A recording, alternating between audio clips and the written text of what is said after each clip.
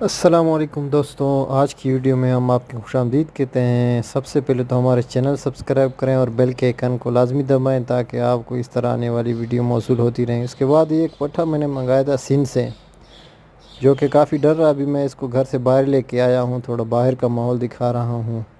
तो ये डरता बहुत है, डरबाज। अभी इसको मैंने हाफ ढक के रखा हुआ है। इसका ये कपड़ा भी मैंने लगाया हुआ है इसके ऊपर, ताकि इस छलांगे से इसका सर न टूटे।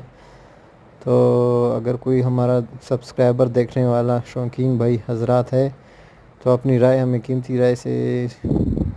अपनी कीमती राय दें कि इसका डर हम कैसे नहीं करें। ये अभी तक मालकी भी नहीं मान रहा है, मतलब हाथ से भी कुछ नहीं खा रहा। तो अपनी कीमती राय हमें ज़रूर दें, हमें कमेंट में बताएं इसका डर कैसे निकलेगा। और हमारे चैनल को लाजमी सब्सक्राइब करें, फॉलो करें, सपोर्ट करें। शुक्रिया।